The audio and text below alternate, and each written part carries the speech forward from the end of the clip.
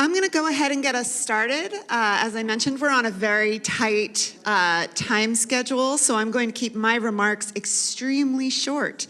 I just want to welcome you to our second Student Success TED Talks of this year. My name is Bonnie Becker. I'm Associate Vice Chancellor for Student Success. Why are we here? Student success is our central purpose. Most of us get up every day and are working on student success in one form or another. And that means there's amazing examples of work being done across our campus in service of student success. So we're here to share our stories, to look for areas of collaboration, but most importantly, we're here to celebrate the amazing work that you all are doing. So this is our second session. As I mentioned, we are completely full. So I will not be introducing speakers in between sessions. So if you are a speaker, we're going to do this in a sort of flow. So as a speaker is finishing, we should have a minute or two for a question or two. The next speaker should come on up. Megumi has put all of your slides in here already. Speaking of Megumi, she is going to give you a 2-minute warning. Give her a little nod that you saw that. She'll give you a 0-minute warning that looks like this, and then after that, there might be some hooks or something involved. As a reminder, we are recording this event. In the interest of time, rather than running the mic, if speakers could repeat the question for the recording and for the audience, that would be very helpful. And I just want to end with gigantic thank yous to all of our speakers for coming and sharing your work with us, and a huge, humongous thank you for Megumi, who has really done the lion's share of the organizing work for this session. So thank you to Megumi. And thank you as well to our AV crew and to Shea for their logistical support today as well. So with that, I'm going to invite up our first speaker, Stan Emert. Thank you very much. Hi, everyone. This is exciting for me because I get to talk about sports enterprise management. I tell all my students, this is about the business of fun. And it actually is, considering the fact that, well, I'll bet when you think of sports, you think of this right here, if I can get it going. You know, one thing I always tell my students is before you go into a presentation, go in and check the technology first. And I didn't do that myself. That's it? As a Mac user, I don't even know what that is. Okay, the Beastquake. This is what we think of sports is this right here, and of course advertising, because it takes so much to be able to pay everyone. But that's okay.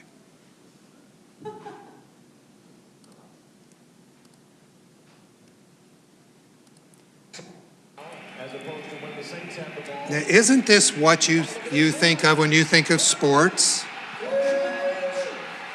I don't know about you, I just love this. I've always loved Marchand anyway. He's a very fun guy. So there's that. So you think of sports, do you think of that? I want you to think of maybe something else.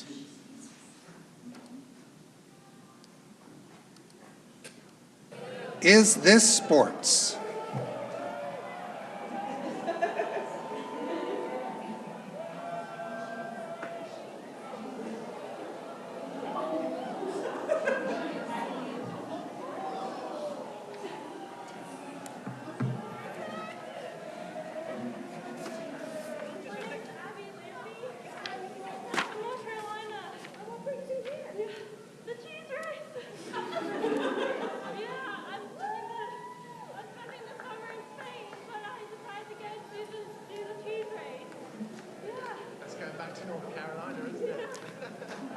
So many of my students, they said, well, that's not sports. I said, really, what is sports? And that's what we talk about. We talk about what is it that you're trying to do with sports, and you're trying to help people have fun. Now, is that worth a class? Is that worth being a minor? Well, I think it is.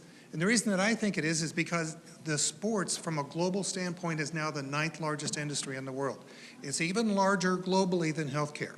Not in the United States. We have a little different model for healthcare here. But around the world, sports is a bigger industry. That means it's bigger from an employment standpoint.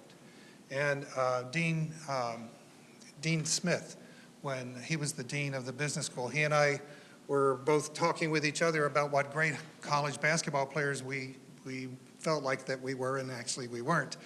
So we decided to start this program. And there's so much that we have that there is to do with this, but it really is keyed on three things: analysis, emphasis, and the future. And when you do that, that's your own future that you're talking about. So let's go on to a couple of other things, and this is really very significant. The NBA commissioner reminded everyone that it's straightforward. People are living on their phones, and I think if you ever teach a class, you understand that for sure. My long-term view is that we need to be in the direct-to-consumer business. That is really very, very significant. So I'm also going on.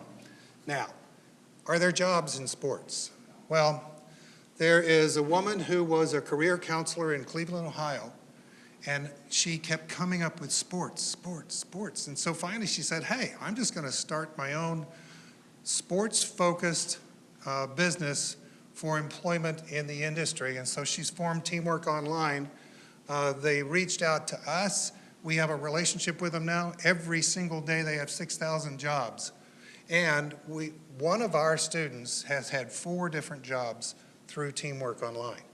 And so if you are in the Sports Enterprise Management program here at UWT, you're a member of Teamwork Online because we think that that is so important. And then every year she talks with our class remotely. Something else, just to let you know, our students work here.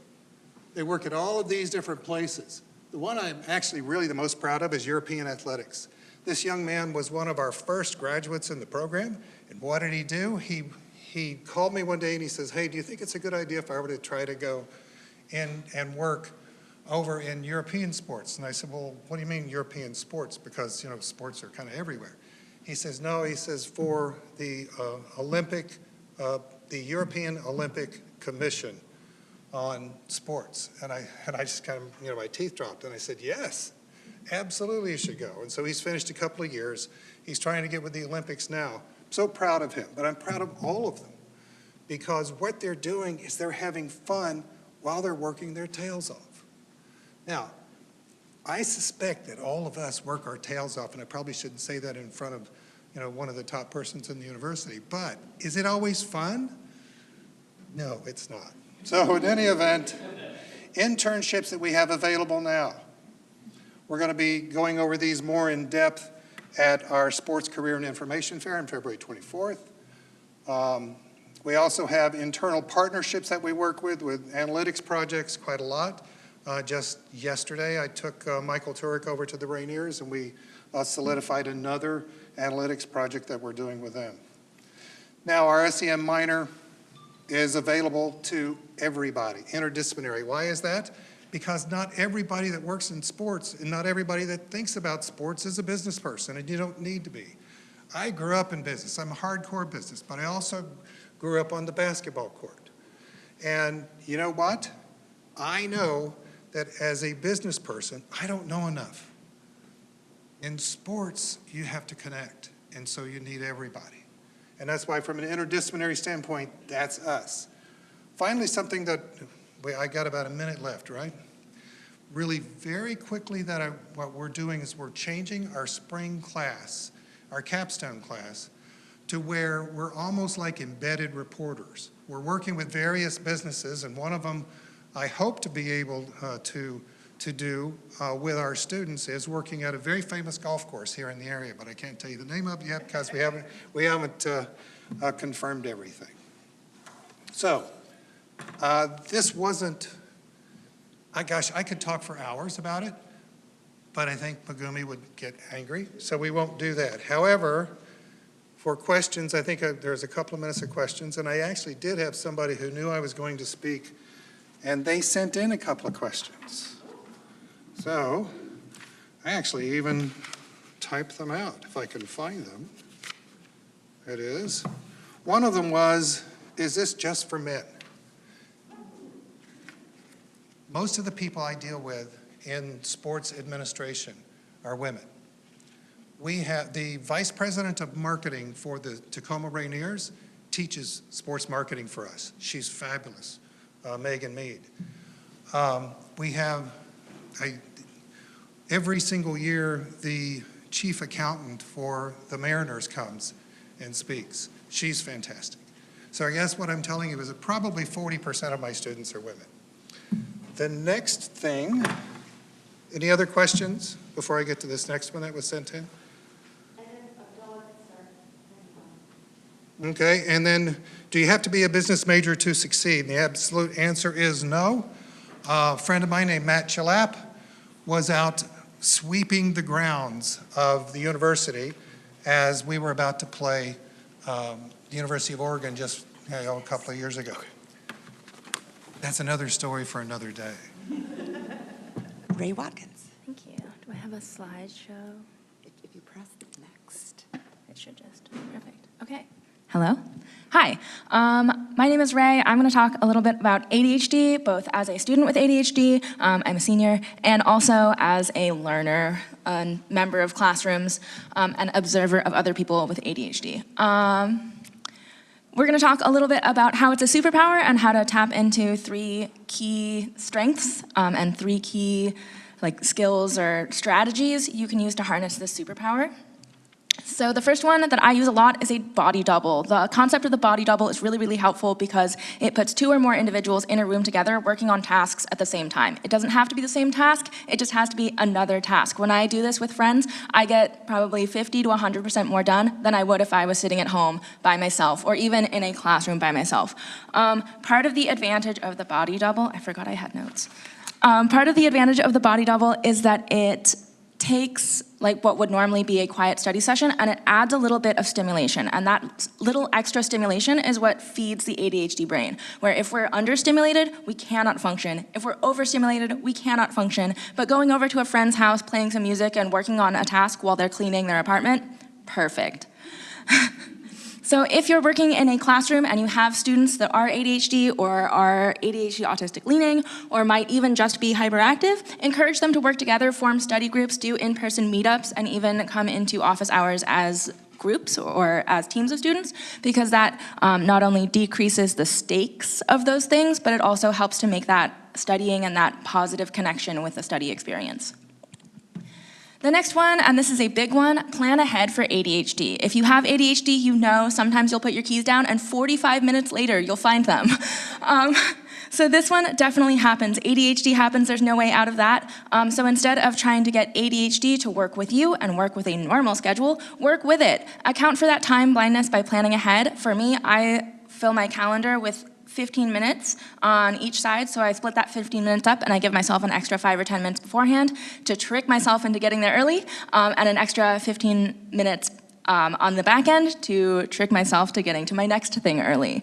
And that helps me a lot. For people who are chronically late, this can be a game changer.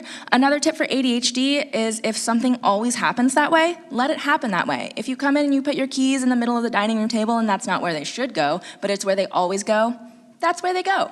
If you wake up at 2 a.m. every night and do emails, that's the time you're doing emails. I don't have to answer them at 2 a.m., but if I have to send them at 2 a.m. in order to get them done, I have to send them. So lean into that if you have a time when you're really productive, or if your students have a time when they're really productive, lean into that, encourage them to explore those unconventional strategies that may not align with what typically is considered to be a work day or a flow of work. I think that, you'll see the long-term benefit of this is that practicing that adaptability and flexibility and going against the norm encourages that lifelong mindset of being able to flexibly think about strategies that benefit your particular learning style on the fly. This last one, second to last one, I guess, know what it feels like when is what I call this. And that just means observe yourself and observe those patterns of success. And if you have students that have patterns of success they may not have noticed, feel free to point them out to them. Hey, I always notice that you respond on weekends better. If that's a time for you, I'll respond Monday to those when I get back into the office. Or if they always send you emails at the middle of the night, you don't have to respond to them.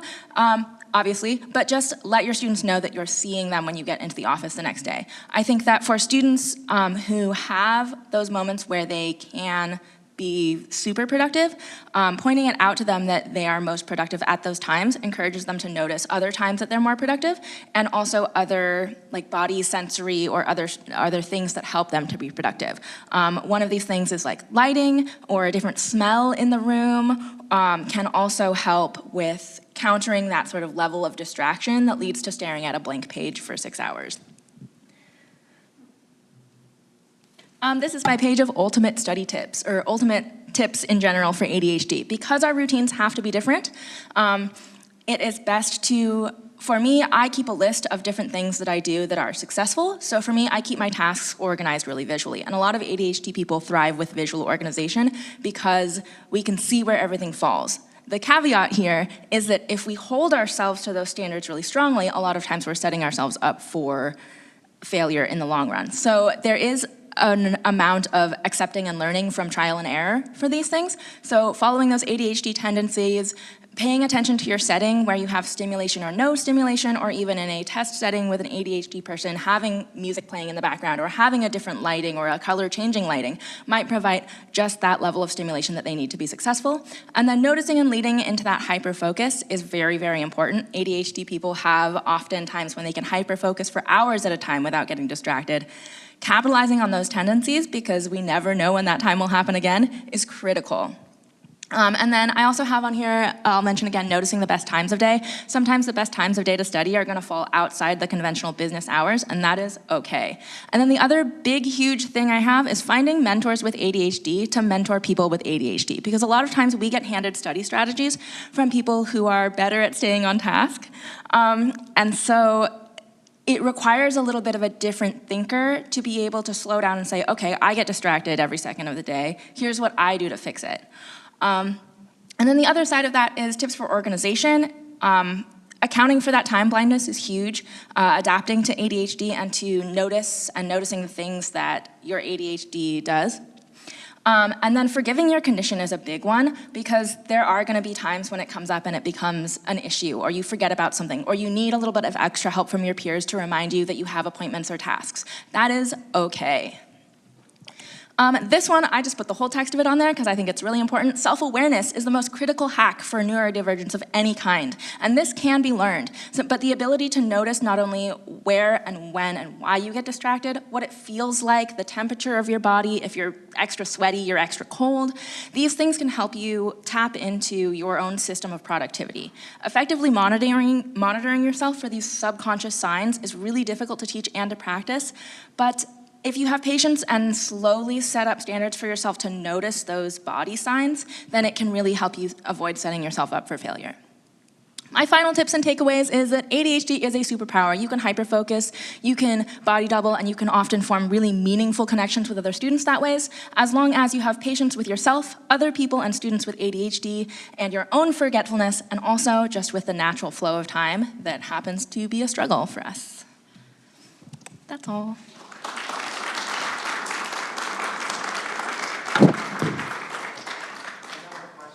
Yes. First, thank you very much for doing this. Secondly, may I have your PowerPoint and share it with somebody that's really big? Can you repeat that? I was asked if I could share this PowerPoint out. I can share this PowerPoint out. Yes. Bonnie, can you help me send it to people who want it? Okay. Anybody else? Yes.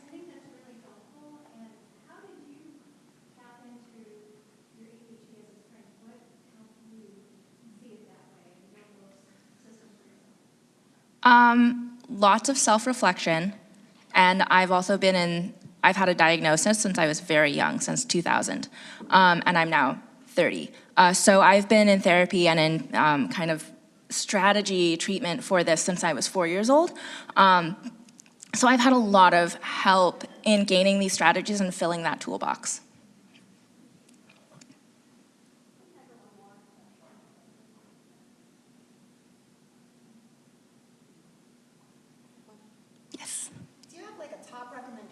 For faculty about how to support their students, whether they know they have ADHD or not? Ooh. So Can you repeat the Yes, the question was, do I have a top tip or trick for faculty in working with students with ADHD, diagnosed or undiagnosed? I think the biggest thing I can say is the ADHD brain has to be stimulated. It has to be super, super interested. So if someone is demonstrating a niche interest that they could even abstractly tie to your curriculum material, encourage them to do so, because that niche interest will drive them to do a deep dive that builds connections that they might not normally be motivated to build.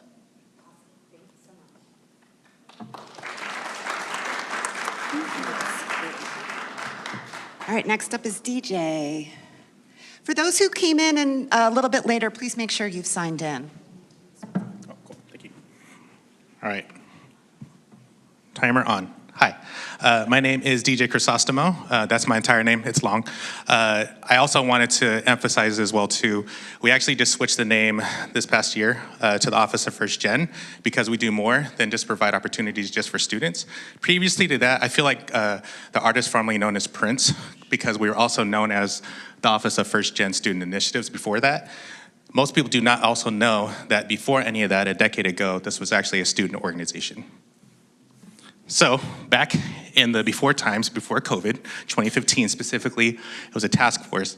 Tanya, Victor, several other people across campus, as well as staff and student leaders started this as an entire initiative, became an RSO, and then in 2019, our Vice Chancellor, Mentha Hines-Wilson, was the one that said, you're gonna get an office, there's gonna be devoted staff to that. I'm gonna talk a little bit about what we do, because yeah, we do a lot. Specifically, research assistantships. So this is money that has been provided through an endowment to provide students that are first gen with paid opportunities to do research with faculty. So that's one. Also, very shameless plug. If you have opportunities, jobs, research opportunities, you need to promote something that you're doing for study abroad, whatever the case, let us know. We send that out to about 500 students that have explicitly said that they want to get information from First Gen, and we drop it every Sunday. Also, end of the year, May 27th is one of our signature events right here, is a mother and having her child give her stole. The event is free for students, it's paid through SAF, shout out to SAF. And if you want to come and get a good cry before the end of the year, come to that. But that's just one event. We do our photo campaign in the fall. And then this is kind of the bulk of what I devote a lot of my time to. So if you ever see me walking across campus, I'm either leaving a meeting or going to a meeting to coordinate all stuff for these things. First Gen Fellows is a legacy program from when the student club started. That is where students help to build community with one another. Financial wellness in partnership with way too many partners that I could list within the 8 minutes. Students get to learn about not only financial literacy, but be able to practically utilize those things day to day in their own life. And the last thing that I'll be talking about is internship preparation. So, several years ago, collected data that first gen students, persistence-wise, were not getting as many opportunities for things like internships. That's also a big indicator that if students don't get experience now, when they start pursuing the work field, they are less likely to obtain things. And a big one is through income specifically. But it's also less likely that students are gonna shoot for those things because they don't have experience to speak to. Our approach, this is also not only me culturally, but I'm more than just being a first gen student, and I bring more than just who I am with my master's and my bachelor's. There are so many other things here, aspirationally, that students bring capital-wise. Familial-wise, a lot of students feel like they need to leave their family at home. We ask them, bring them. Social capital, navigational capital, linguistic capital, and not only language, being able to speak a different language, but understanding what code switching also means too. For students that are going into tech, they're just like, yeah, somebody told me to do this because I'm supposed to pursue it because I'm supposed to make money. Well, what do you want to do? And right there, resistance capital. Being able to say, I know what the narrative should be, I want to be able to tell my own. And for us, we rely on the assets, the strengths, that is first gen. We also know that students are more than just being first gen. We call it first gen plus. Some of them might be coming from backgrounds like mine. I was Pell eligible. For us, we actually say economically marginalized because we question the systems, not our students. Any student that's ever engaged with me knows my first thing I ask, if I never met them, I ask them, have you eaten? Oh, no. Let me show you where some granola bars are. Cool. Now let's talk. Because everything that I'm about to show you is based on the systems that we're trying to help alter to provide our students with opportunities. But we weren't just gonna make this shit up. We'd be like, oh, what exactly is happening? We had a observation. Students, specifically first-gen students, were not completing or obtaining internships. We had a hypothesis that we need to tell students why internships are important. What we learned, and students checked this on us very quickly during those focus groups, they said, oh, we know they're important. Bro, I gotta go pick up my kid's sister. I gotta go do this job. My mom needs help with the electrical bill. Bro, I'm taking 20 credits because I'm trying to finish up on time. Through those focus groups, this is all before we even launched internship prep. We did a design sprint. And when I say sprint, I'm not a sprinter, I'm big. But the fact that we were collecting data and asking our students, what is important to you? We found that we need to make sure the opportunities were paid. Time is not free. Create shorter, more accessible opportunities, and scaffold internships as needed, as well as offer experiences in the community in a cohort manner. Here is what we came up with. 4-week opportunity, 20 hours total, entry-level focus priorities, or transferable skills, and we were prioritizing first and second year students or lower division students, because a lot of our students we know are coming in with things like running start credits. And then we also made sure that we were trying to provide off and on-campus opportunities, as well as doing assessment. I'm just gonna let this marinate. And this was as of last week, because I had to get it to make sure that we actually had time, which is why the asterisk right there. Over 300 applications just for this quarter, and we secured 20. And that's not bad, because we're teeing stuff up for summer. The amount of interest and the amount of times we have to tell students no. Y'all know this, the economy is what it is, and we also know too that what we are getting, both in the immediate as well as long term, we also do a year after students have done a micro internship, gain confidence, career alignment, as well as the entire campus. The fact that I'm nervous, but I'm also like, you're the reason why we're making this happen, as well as off-campus people too. This is taking everybody, and it's showing that something like this, starting it from scratch, is possible. And students have found strengths and interest about themselves. I will say though, the challenge is though, trying to right size what a micro internship is, it's a whole different task that takes an entire team of people. And letting people know the difference between what a micro internship is versus a full internship is a whole task as well. And there's a shortage of internships, which also means there's a shortage of micro internships. Very shameless plug. I put my actual contact information on there, and I put this QR code so you can conveniently on all these screens scan that. If you have even an inkling, like I can support this, for faculty in the room, if you have research opportunities that you're like, hey, I would love for students to be able to work with me on this. We have the money. There's one grant we're working on right now that sunsets this summer, but please reach out to us because our students are pining for this opportunity. That's all I got. Thank you. Do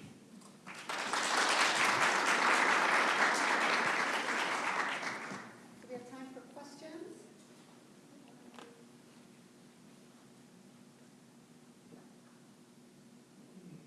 Yes.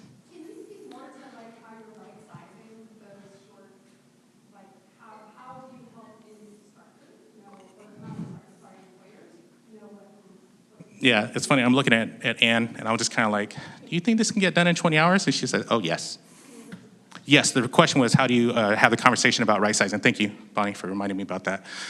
To be honest, it's a conversation either with Eric or myself. Eric's our employer relations manager for the campus, because I've had the conversation where somebody's like, well, I want to have a chat bot for all of student affairs. I was like, that's not a micro internship. I'm like, I don't even know what that would entail for a full internship. I was like, that sounds like a job. That doesn't sound like a reflective opportunity for internship experiences. But the short answer, Emma, is it's a conversation.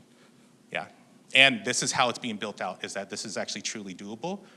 But me assuming, oh, they can get that done, but actually learning and listening and saying no to something is probably saving a student's experience versus setting them up for failure, as well as whoever is going to be hosting them. So, great question. Yep, gotta go. Bye, y'all. Thank you so much. Thank you, DJ. Now we are switching gears to two talks that are more global in focus. So you're up, Kelsey. Thank you. I'm copying DJ and putting a personal timer. Okay, so I'm Kelsey Crain. I'm the Assistant Director of International Student and Scholar Services, and we're going to talk about supporting international student alumni. So who is ISSS? We say ISSS because Office of International Student and Scholar Services is a mouthful. We are within the Office of Global Affairs. It's Akane Yamaguchi, myself, and Shea. Akane and I advise students directly, and we also advise students on OPT, which we'll talk about a little bit more in this presentation. And we split our advisee caseload just right down the middle. And Shea is our frontline support for answering our emails and also doing a ton of our visa document processing. So huge shout out to Shea, because the programs we're going to talk about could not exist without her help. So who are UW-T international students? A lot of students at UW-Tacoma have an international student identity, but when we say international students, we are specifically talking about students on the F1 student visa. So these are the students that we support in our office.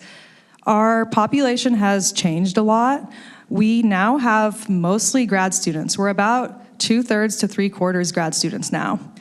As far as undergrads go, they're almost all transfer students from local community colleges. We have very few first-year undergrad students who are also international students.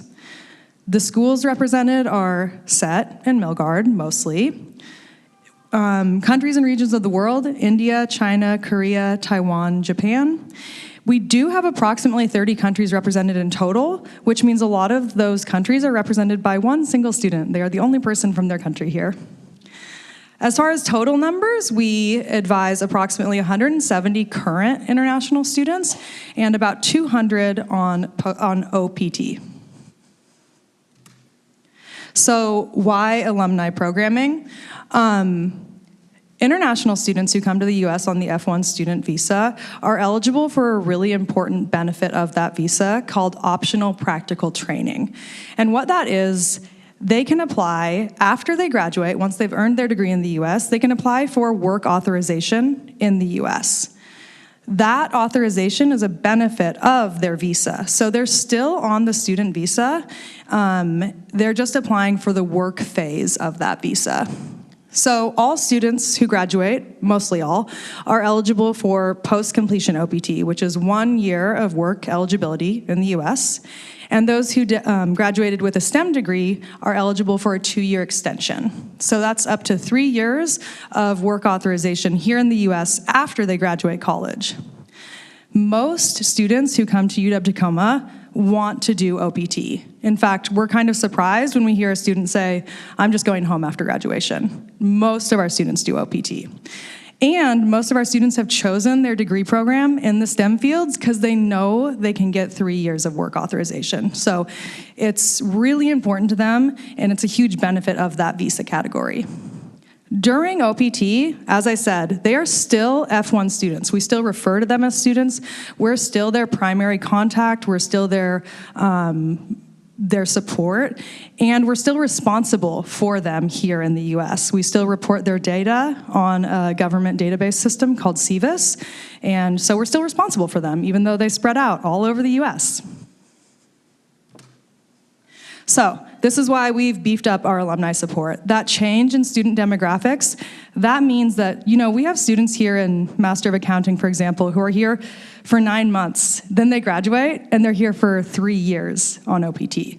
So we have students who are thinking about career development from day one. They want to learn about OPT. They want to go to OPT workshops. They want to start job searching because it's quick.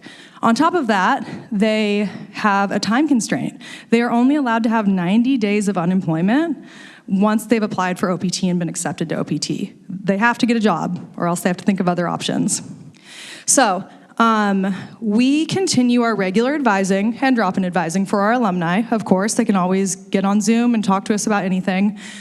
But we've also developed some communication platforms. One, we started a LinkedIn community, and we immediately had 100 people join, like a huge LinkedIn community for UW-T, right? It showed that the alumni want to have a platform to connect with each other. So we used this community to spread word of our events and programs, and also for them to network with each other. I'm always posting in here saying like, hey, post your job opening. There's the international student you might be able to help out, you know? We keep them on our international student newsletter, and we flag events for alumni. And then partnerships, we've been lucky to work with UW Alumni Relations and Career Development to help with some of our events.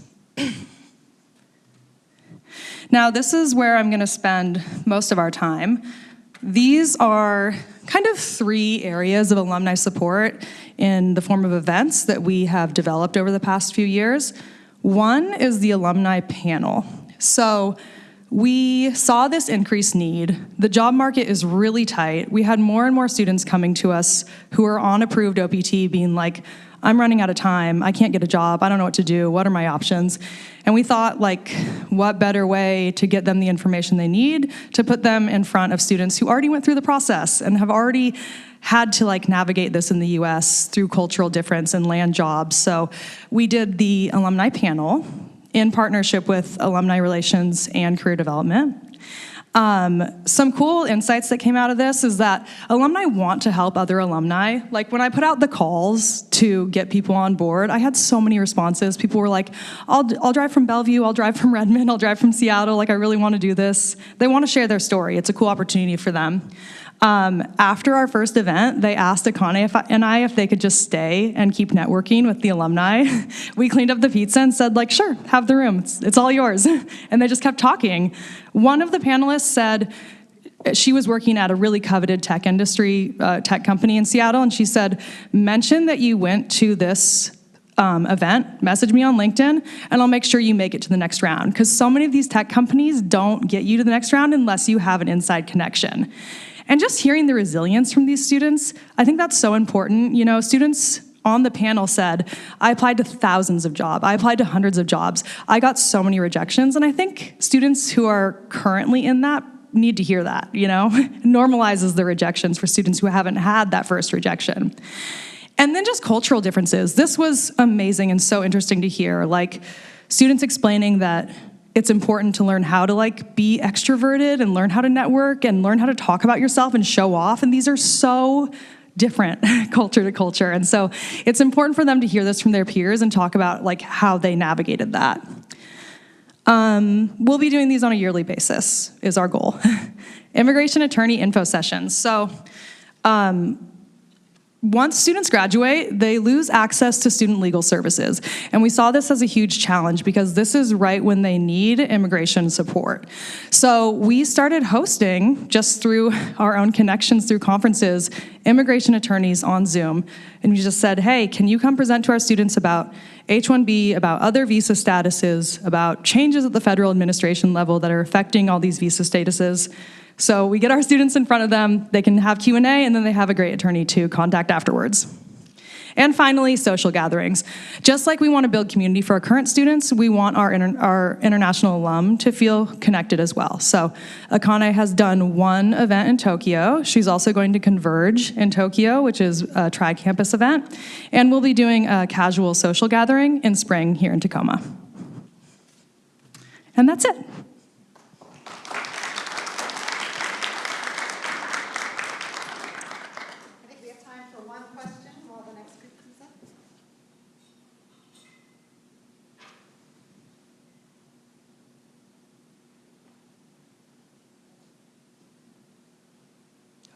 Well, you know how to contact Kelsey if you have any follow-up questions.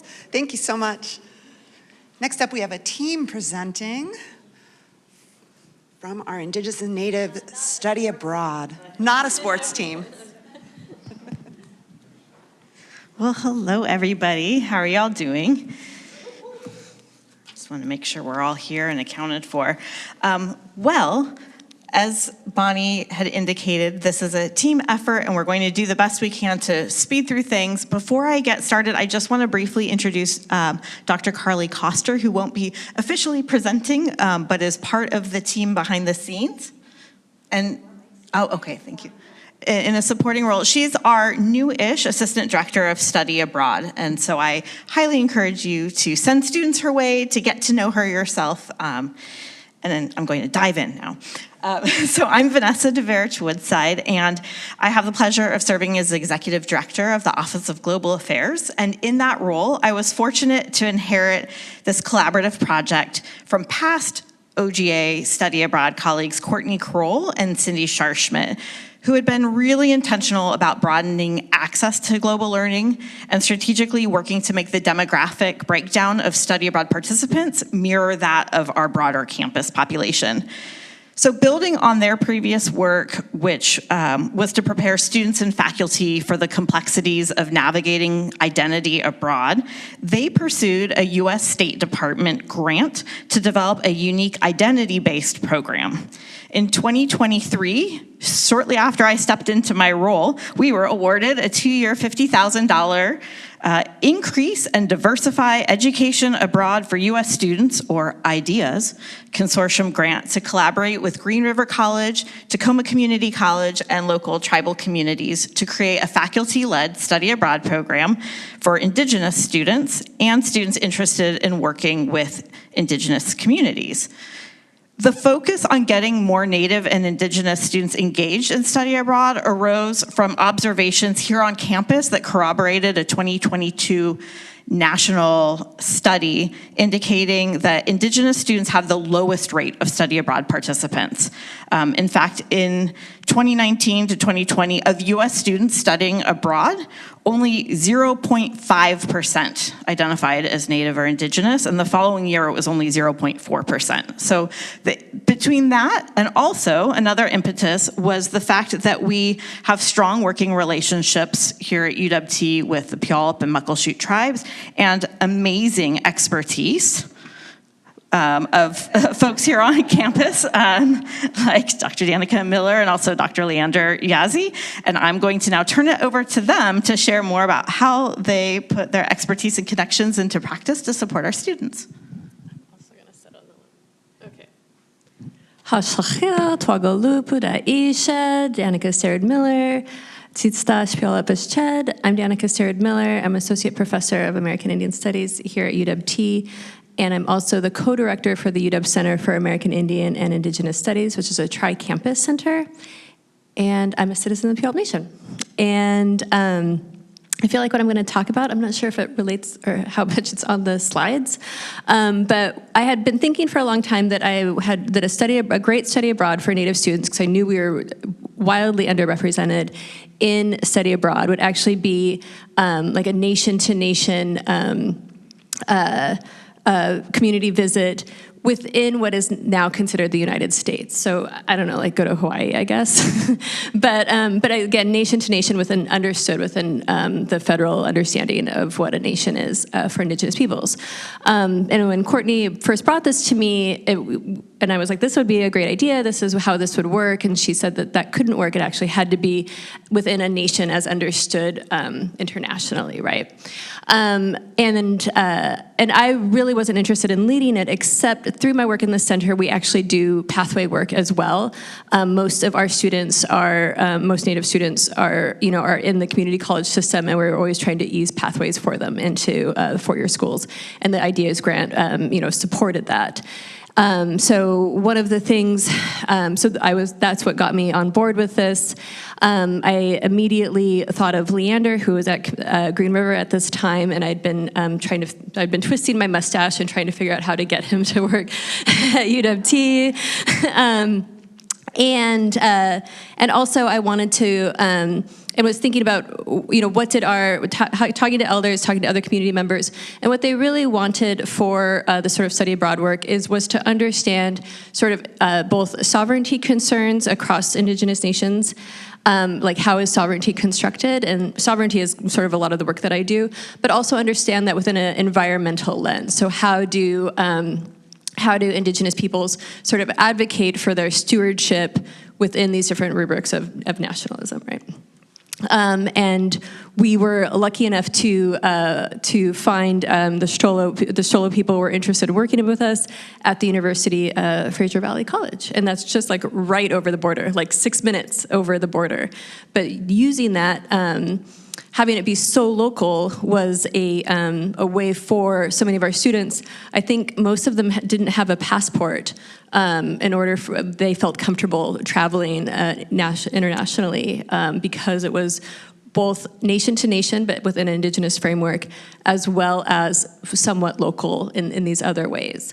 The last thing that I'll say is that one of the stereotypes of Native peoples is that we are sort of stuck on our reservations, right? That we don't go anywhere. But actually, culturally, and speaking very broadly, Native peoples travel all the time. Like, we were always traveling. Oh my God, sorry, go Leander. I thought you were gonna talk the most. All right, so Native pedagogies, next, I think it's the next slide. There you go. Next slide. So Native-led, all right, so when I was brought into this work, I was at Green River College, and I had that first initial conversation with our study abroad folks, and I had this idea of thinking about like ways that we can get our Native students connected intertribally, and is there a way that we could do like some sort of exchange program, and really getting our students connected to other tribes, to understand, the different sovereignty issues, topics that they face at their within their tribe, and that led me to Dr. Miller and UW-T, and then we came together, and this is where we ended up. We ended up bringing 8 students with us to in this program. There's a lot of pros and cons that I have, but I won't get into it too much because I think when we got to Stolo, when we got to Abbotsford, we got to know our students a little more. We got to understand and hear the stories that they wanted to share with us, and we also heard multiple versions of origin stories, creation stories, and also got to hear, more present day, focus areas within their nations. So, we, as you can see, the pictures here, the picture down here is one of the tribal chairmen, I believe. He invited us to his house. He had a lot of really interesting art. He was into Star Wars, and so our students, we all sat around his living room and talked about different tribal issues, and then just about the land and such. And then the water and the trees and the mountains. That was that we hear that if I remember correctly, that was where Sasquatch came. There was a portal. There was a portal that he came in and he exited and entered. So that's what one of the stories I heard while I was hanging out at the water. So. And then, and they invited us, they had us over, they had a salmon bake, and they made a lot of great salmon. I think we had like 10 big salmon that were cooked for us. And just seeing that, was really, really, it was an experience, and it was really nice. And here we go. Did you want to talk about? Sure, our time is up. This had an amazing impact on students. We have one quote here that I will leave you with as we transition to the next person. The hope is that we'll continue to make this work sustainable, and that despite the fact that the grant has now ended, we are certainly working to continue to collaborate. And I wanted to mention too that it was students were recruited from all 3 campuses too. It was not just UW-Tacoma students. So thank you for your attention.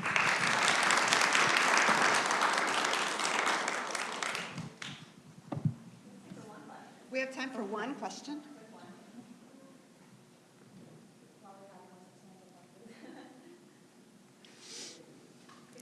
Thank you so much.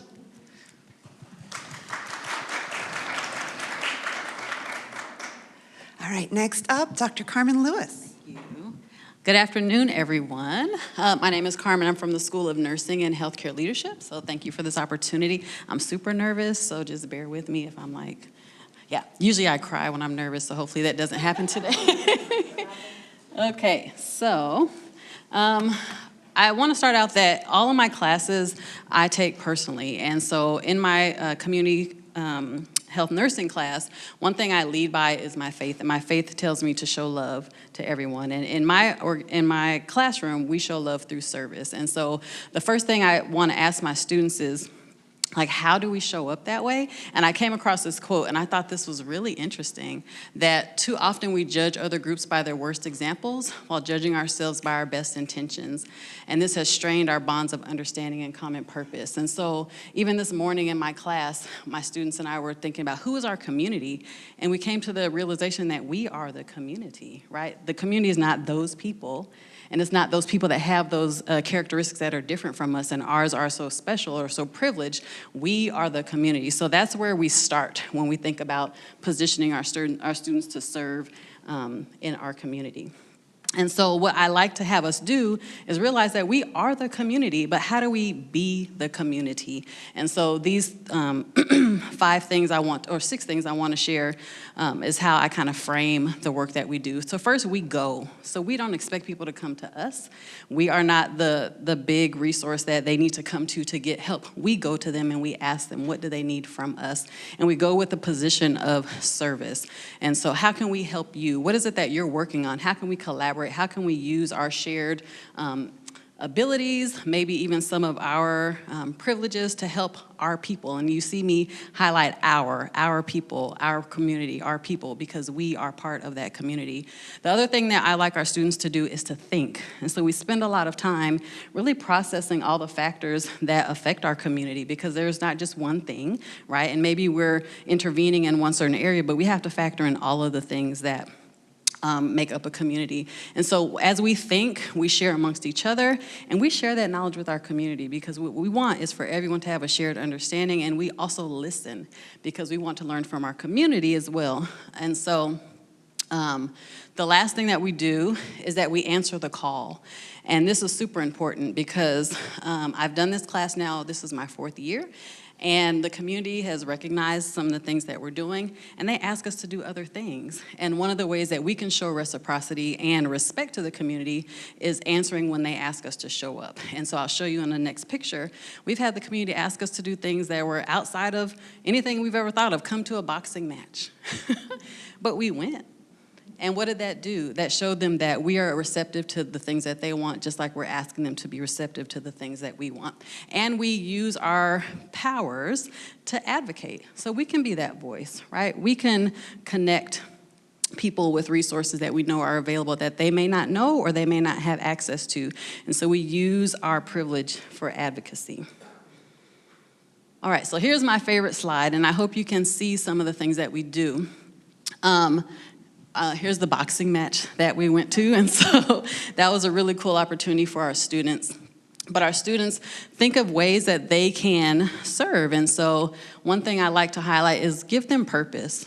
Give the students a charge, and if you give them a charge and give them, equip them with the background that they need to serve, they will amaze themselves. So I was amazed. My students created a diaper drive, and we gave these diapers to a local shelter. We wanted to do a resource fair for the youth, and they went out on their own and found resources. They even invited the police department. The police department came and barbecued for us, and so they surprised themselves at what they were able to do. I love this slide at the top. These are their poster presentations that we do at the end of each quarter.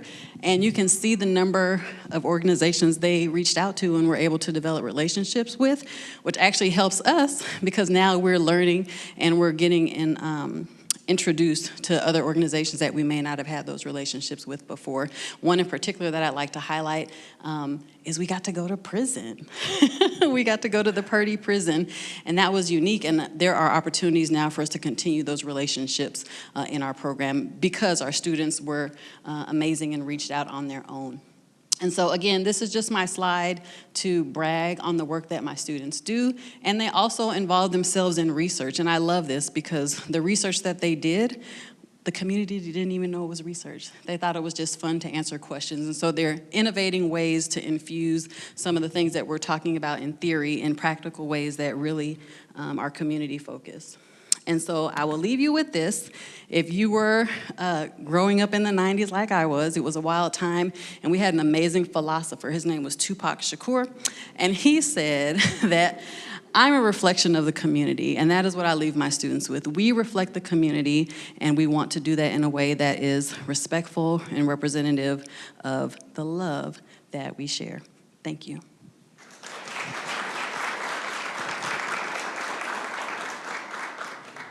I'll take questions if you have any questions. Yeah.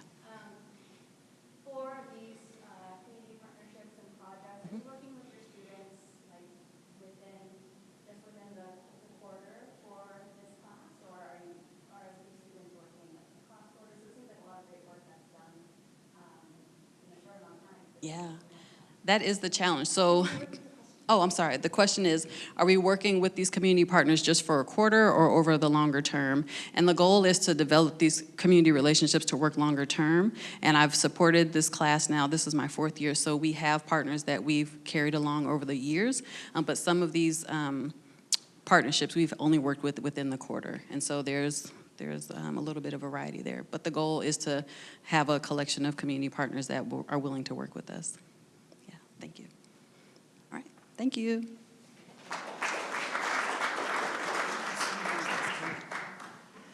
All right, next up is LeAnne Laux-Bachand.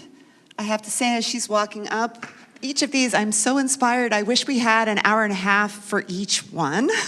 So we'll have to work on that and figure out how to make that happen. Thank you, Bonnie. Like Bonnie said, I'm LeAnne Laux-Bachand. I'm a teaching professor in writing studies in SIS. The plan for my presentation, I'm just going to give an overview of the course that I teach that is connected to my talk today and the class activity that we do. This all connects with the students' right to their own language resolution. I put some copies of it on the end of the table here, so I don't have enough for everyone, I'm sorry, but you could pass them down if you want and look at them, and I'll be sharing it with you in full in a second too. I'll also be sharing the origin of the resolution, some examples of my students' responses to it, and a few takeaways for you. So this is a humble document camera that you see before you. Most of our classrooms have one. It might be my favorite piece of technology because here is where, when students handwrite things, then they can show it to the room, right? And I love that. But to tell you a little bit about my course, it's T-Write 120, Academic Writing 1. It's the first part of a 2-quarter writing class for first-year students. It fulfills the composition graduation requirement. And I've taught this resolution in a number of different ways over the years, but today I'm just going to be sharing how I taught it last quarter. In week 2, students read this resolution in small groups. It's about a 6-sentence resolution or so, and each group was given 1 sentence to annotate and noted what they found interesting, important, or confusing about that, and then they shared it with the room. So I'm going to first read aloud the resolution and then talk about its origins. So the resolution is, we affirm the students' right to their own patterns and varieties of language, the dialects of their nurture, or whatever dialects in which they find their own identity and style. Language scholars long ago denied that the myth of a standard American dialect has any validity. The claim that any one dialect is unacceptable amounts to an attempt of one social group to exert its dominance over another.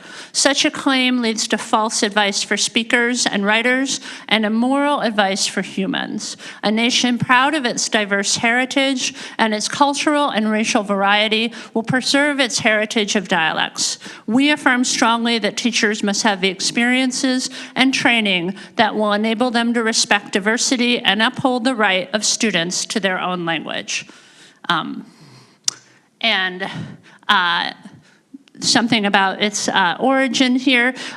It was written by a committee and published in 1974 by the Conference on College Composition and Communication, which was and is like the largest group of English professors, rhetoric and composition scholars in the country. And they've added things to it over the years. They've reaffirmed it, over the years as well. One of the committee members was Dr. Geneva Smitherman of Michigan State, who's a renowned writer as well. And so this was like a 2-year work in progress. And one of the things that we talk about as a class is like, how far have we come since 1974? How far have we not come?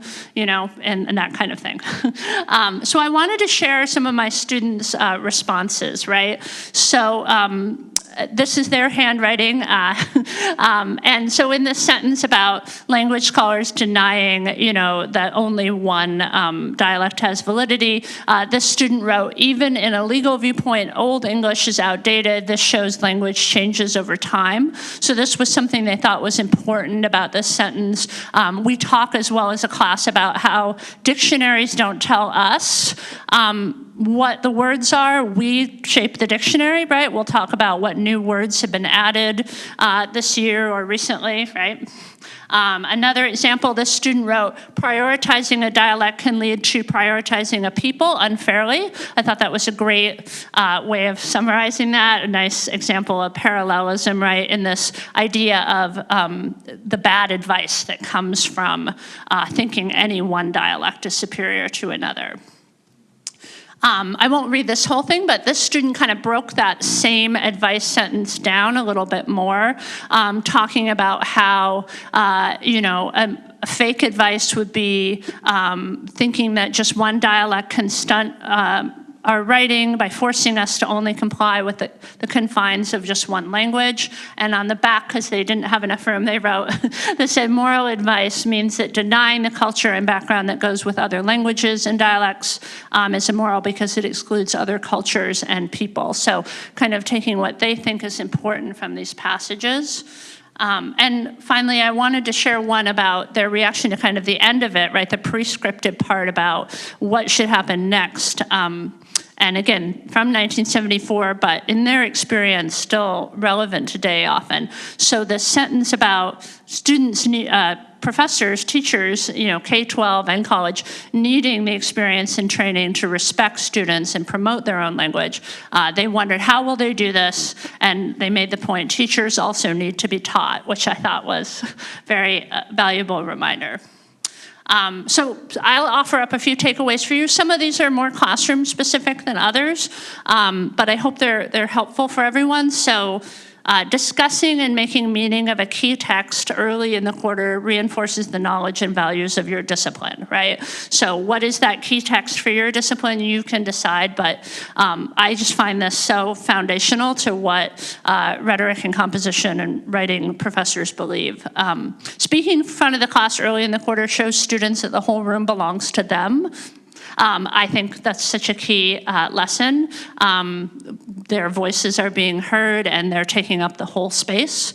Understanding students' right to their own language opens the door for students to incorporate languages other than English in their writing. So in our assignments, I say, if you want to do that, if that is relevant, please do so. That can include specialized vocabulary from your workplace or from your religious or cultural community as well.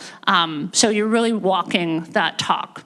Annotating one sentence and having a lot to say about it shows how much there is to learn from readings of any length, right? So sometimes they might just think, oh, this is a little thing and there's nothing to say about it, but this is a good activity to show that. And then finally, even more broadly in the classroom setting, acting on our You Belong Here motto must include respect for linguistic diversity, backgrounds, and cultures. I think we know this, but it's just this, I think, activity helps show one way in which to do that and reinforces that. So thank you so much.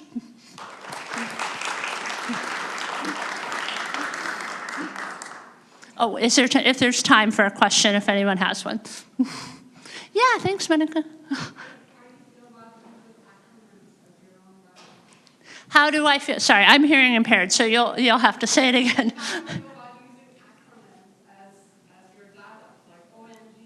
Oh, yeah, I think if it's relevant to their writing, yeah, that's fine, yeah. And, yeah, sorry. When I can hear, I think everyone can hear, but I shouldn't think that. So the question was, how do you feel about acronyms using acronyms in your writing, like OMG? I was saying I think if it is relevant to the topic, that's totally fine. One of the things that we talk about related to this is when to translate and not for your audience, right? When do we do the work for them versus when do we ask them to do the work themselves, right? So we think about all that. Yeah. Okay, thank you. Thank you. Last and certainly not least, we have BethAnn and Andrea. Hi, everyone. For some of you, Slate for Student Success may be the first time you're hearing these words together. And then I look around the room, and I know plenty of you know exactly what we're going to talk about. So thank you for your patience wherever you are on that Slate continuum. So who are we? I think lots of you know us. I'm Andrea Coker-Anderson, my colleague BethAnn Hoover from advising. I'm from registrar and financial aid.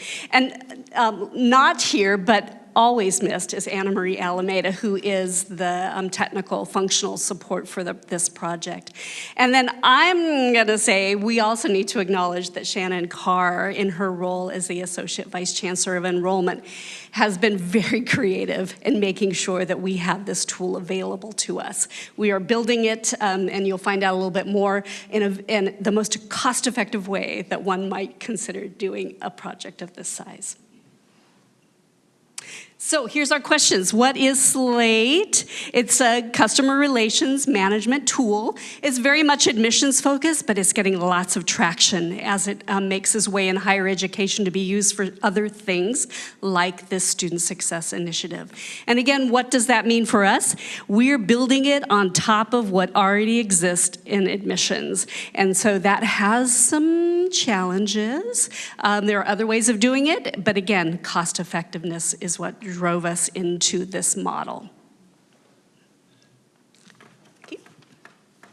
All right, what problem are we looking at, right? So many groups have addressed several of these issues that we face related to student success in the past. So this is just a brief history. We're not going to go through all of this, but just so you know, this idea and this particular platform has been in the works for the last few years. We're really looking at this problem of how we can address in a student-centered way a more collaborative, cross-campus, cohesive approach to student communication, student data, and the shared experiences that our departments have with students across campus, and how we can be communicating that in a system that works for us and our students. Why Slate? So as Andrea mentioned, we already had Slate. We're already using Slate, right? It's also becoming much more of a household name in the world of higher education. So we've had it on this campus. A lot of folks are already using it. We also have partnership opportunities that we maybe wouldn't have with other platforms. The graduate school already uses Slate for a lot of their admissions and other processing, which is great. And we have a lot of expertise as well. It has several capabilities beyond some of the current things that we're using and some of our homegrown technologies. And those of you who know what we're talking about the best of 1983 technologies, right? So this is a great opportunity for our campus.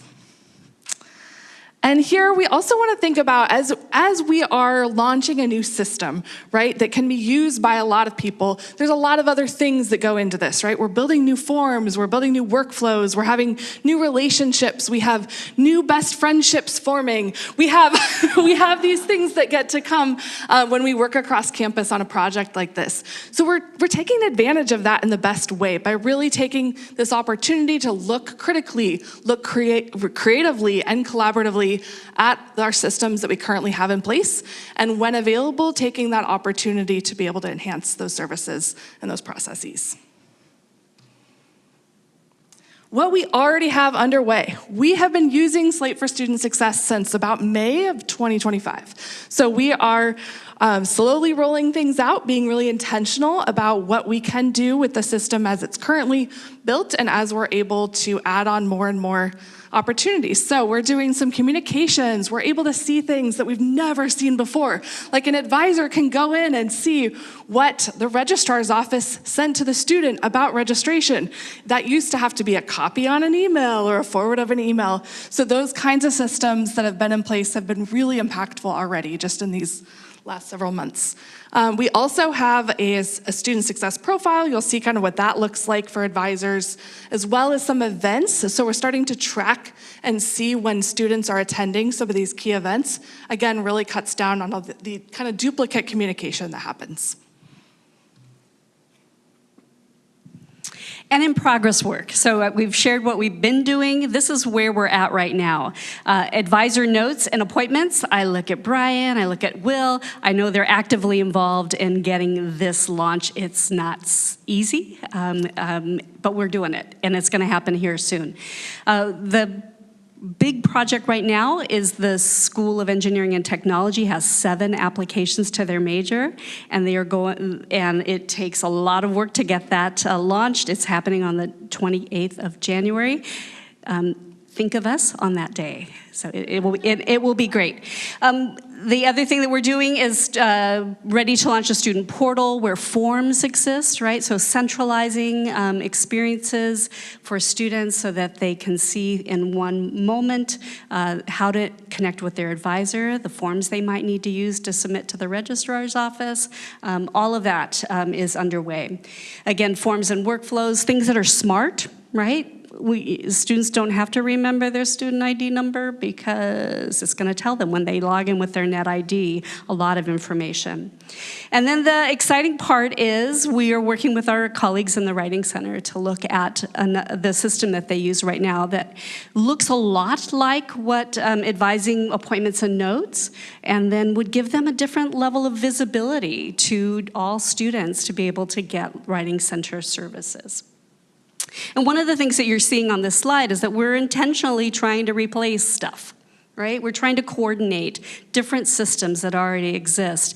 And there is some cost saving in all of that as well. So now that we don't have to renew the application to SurveyMonkey for SET, we don't have to renew the contract for the Writing Center's scheduling system.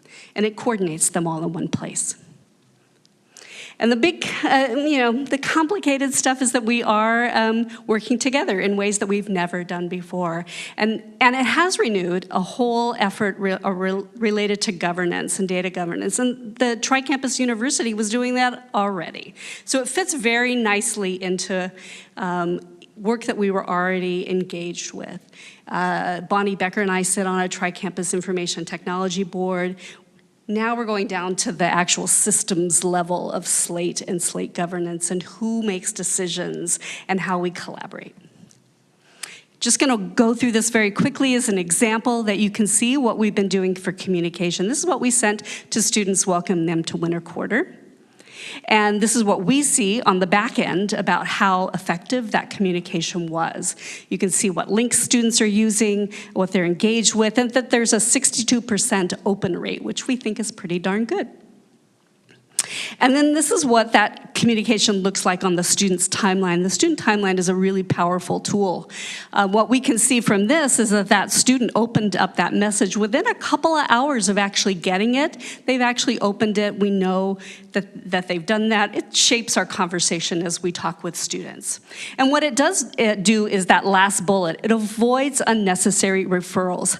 I can see what other offices have sent. I can see what how students engaged in those. And from the advisor perspective, this is replacing a homegrown system for how we might look at a student profile. So a lot of this information, we worked with advisors across campus to pull in relevant pieces, add in things that because it's a tri-campus system, there's things that are relevant to Seattle that aren't for us, for example, and vice versa. We're really able to customize it for our needs there. We're going to go just quickly through just so you can see what this looks like, seeing what a calendar might look like. It matches a lot of our themes, their campus, what a communication would look like to an advisor after a student has scheduled. what a student portal would see. And we can customize this based on if they're a graduate student and need to have relevant links there, or an undergraduate student. And students can see who their advisor is and see their contact information on their portal. This is huge and really, really impactful. So this is what we're queuing up for this next year. As I mentioned already, this application to major, not just for SET, but we know other schools have this as well. And so what we've done with SET will translate to those other schools. We're talking very clearly with offices that have student interactions about how to get that into Slate. And I'll just say the enrollment services folks are very close to launching that. We're gonna bring in UAA next, talked about the Writing Center. I wanna text message students. I really do, and I think we're gonna get there very soon as it relates to emergency notifications that go out to student. And then there are just other things that we know we're gonna be doing here, eligible to register communication, and then one thing that's gonna totally reshape us is that the university has decided that Slate is an enterprise tool. We've been doing this on our own, Bothell has been doing it on their own, and now we're gonna have a tri-campus level support. Expertise, dedicated staff, trained folks that can support this work.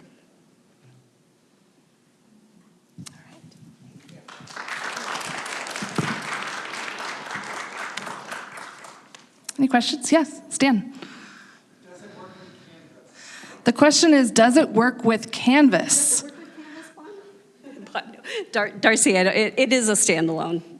And I think that's interesting. We could bring that to the Slate team to see if there have been examples of use within Canvas. Yeah.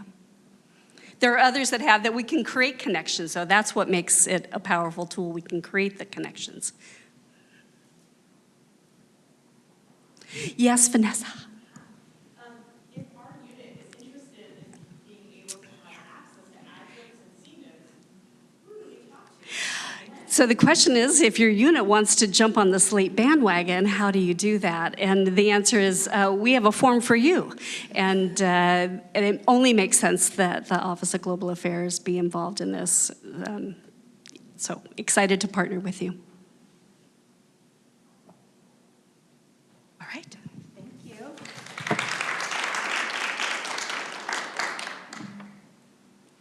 So that is our final presentation. Can we get one last round of applause for all of our speakers?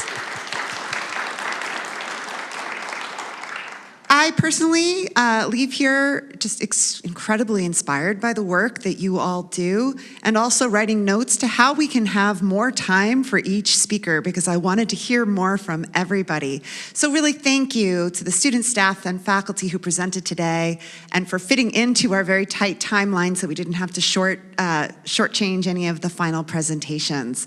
So I will leave you with our upcoming events. Our next is going to be an Elevate that does a real deep dive into the scholarship of purpose and belonging. Amanda Figueroa is going to be our facilitator for that. And it's going to be on Zoom because we have some national figures who will be coming to tell us about how they study purpose and belonging. So please make sure you have these on your calendar. And last but not least, before you leave, please make sure you sign in. Please make sure to take food. And thank you so much to all of the logistical staff, Shea, Megumi, and our AV team. Thank you.